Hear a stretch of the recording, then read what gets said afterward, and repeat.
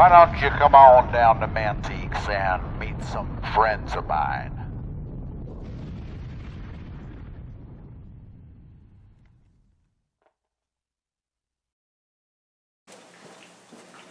Good evening and welcome to another episode of Live at Mantiques with me, Diego. A show where I interview musicians that inspire me a lot. This week, I have a man who's defeated me in ping pong every single time I've played him, Mr. Benny Fingers. Welcome. That is what I'm known for. Yeah. Big ball. All right.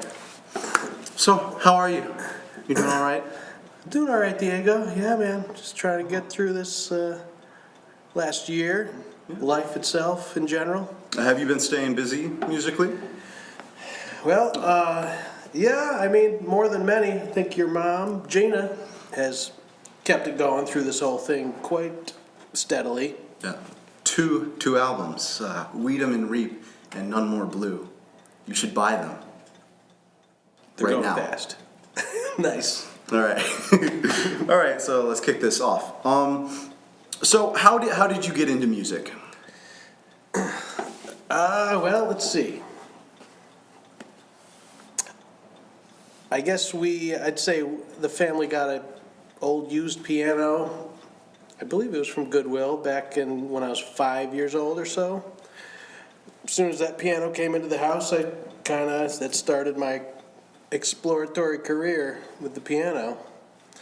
And, my dad was a excellent singer-songwriter in the Berkshires, mostly guitar, kind of folky style. So, from birth. Yeah. Probably like you, heard a lot of music around the house. Definitely. Yeah.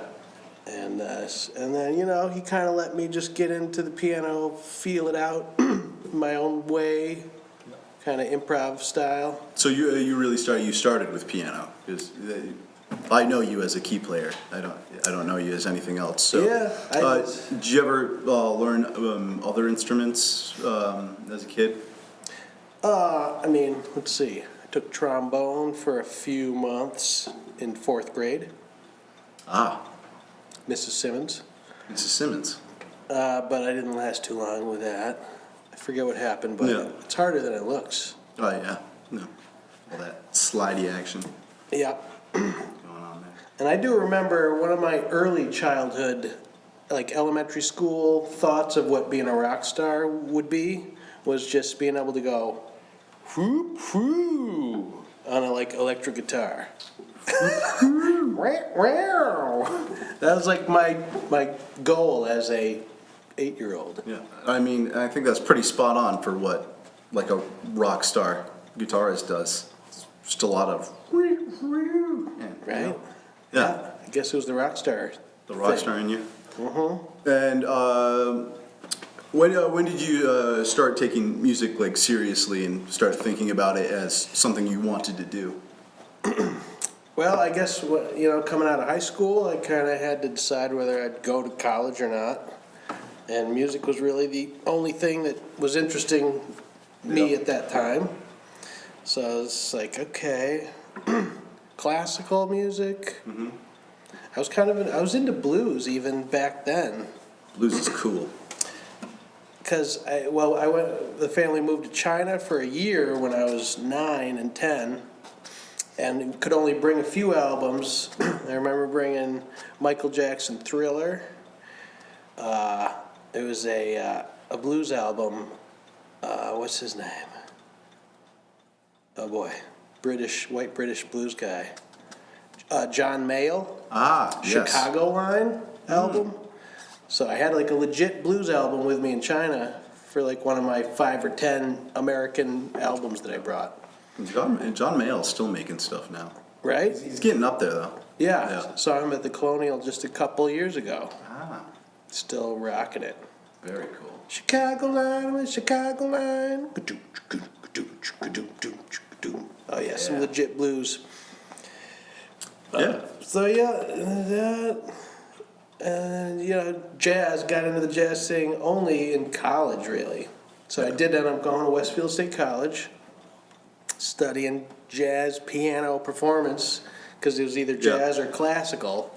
and I wasn't really feeling the classical direction. That's kind of where I was. And I mean, I just kind of wrapped up my auditions for college. Right. Yeah, I did apply to Westfield, but yeah, I wasn't feeling the classical. I mean, I wasn't super into jazz, but I'm like, I need to pick one or the other because I've grown up doing blues, and blues is a bit closer to jazz than classical. So I went with jazz because it's like fancy blues. Mm-hmm. Yeah. Yeah, and I fell in love with jazz Yeah. from that point on, really. Yeah, and I like now. I see jazz is a big part of your thing when you play with Misty Blues. So yeah, and you joined Misty Blues a while ago, and you've been on a few albums, right? So 7 or 8, yeah, probably. yeah. So how was playing with Misty Blues? Has that been fun? Has that opened new stuff for you? New stuff up for you? Oh yeah, yep, definitely. I've played in a number of few other kind of blues bands at some over the years, leading up to joining Misty Blues, like Charlie Meade, True Blue, which might have been the first time I met, well, both Gina, I think, and Charles Neville, we were talking about Yep. earlier.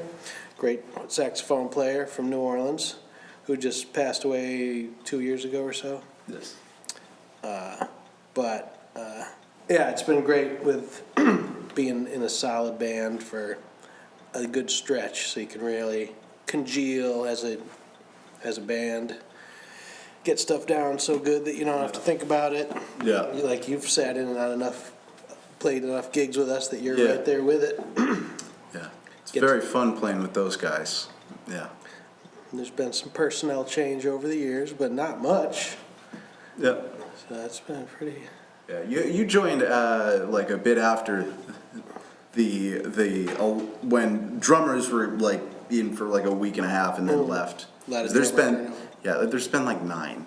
It's like Misty Blues is like Spinal Tap. Yeah.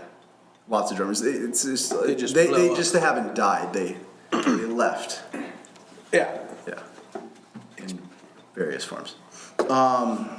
Yep, Kali Bob. I was just thinking it was just Yep. KB's birthday yesterday, I think. Yeah, and he was my first my first drum teacher. Oh, really? Right. Yeah, and I still take a lot of the stuff from what he taught me because he was teaching me to be like a working musician, and I'm really thankful for that because I mean you do school band, which I did not do because apparently I wasn't good enough, but. So I didn't. I didn't do school band either. Yeah, I didn't do school band. But yeah, so I was working with Collie, and he was teaching me how to like gig, and he was teaching me how to like tear down and set up like a drum kit, which isn't super like intuitive. I mean, you can't just look at a bunch of hardware and drum shells and know how to put it together. Didn't right he have away. you? That was like the lesson right there. Yeah. Boom, setting Yeah. up the drum kit. Setting up the drum kit, really basic stuff, and just things to do when things go wrong. Like if you kind of drop the beat you're playing, just kind of try to keep the kick going at least, so there's something keeping the song going, so you don't just completely crash. And yeah, I really valued those lessons. Just So, to keep the bass player from freaking out completely. yeah. Yeah, I think he brought me. He might have brought me into Misty Blues initially because we Yeah. were living together at that time as lovers. No, Yes. just kidding. Yeah. Love you, KB. All right. So, as a musician from the Berkshires, do you have any tips for another musician from the Berkshires going forward? Well, I'd say for me, I think part of my ability to make it is. You knew that was about to happen, didn't you? Yes, I did. You just like looked over at it just right before that happened. Yes. Is to be able to play, I don't want to say you got to be able to play a lot of different styles, but as a piano player, it definitely opens up my possibilities for work. Yeah. Being able to, the jazz thing sets a Jazz. good That kind of sets you up for all different styles, really. I've really been hitting the jazz hard lately, so. It's a lot of fun. I didn't think it was going to be as much fun as I thought it was going to be. I thought it was going to be a lot more like education. And then, I like education, but I thought it was going to be like, learn this. You're getting graded on this. No, but it was a lot more fun. It was kind of just open and kind of loose, like jazz. Wait till you get to Westfield, they'll crack it down on you. I'm sure. All right. What say we jam on a tune? I say that's good. All right, let's hit it. And we're back after that spectacular interview. And we're going to play some music for you. What tune are we playing, Benny? I thought we might do an original of mine entitled Blues for Charles. And this Blues for Charles, which Charles is it for? It's a blues for Charles. All right, Charles Neville, Charles Neville. the one and only, who we all had, both Gina and myself and you Yes. Yeah, a little bit. had the pleasure of playing with Charles over the years. He moved up here from New Orleans around Katrina time, I think, maybe Yeah. before that. But he was just a lovely spirit that we were all lucky to cross paths with, play music with. All right. And it goes a little something like this.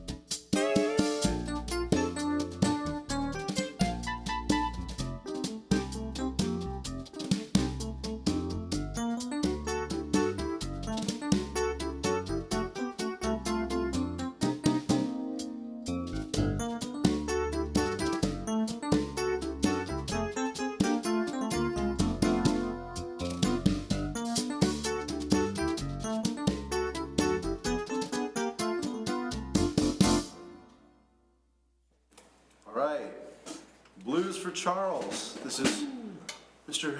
Benny Fingers on keys. This has been a ton of fun, as always, and we hope to see you next time. You better be here next time. Or Right. P square. Or, yeah, be here. Be there. Be here. Okay, I messed that up, but we'll see you next time. Ka-chow.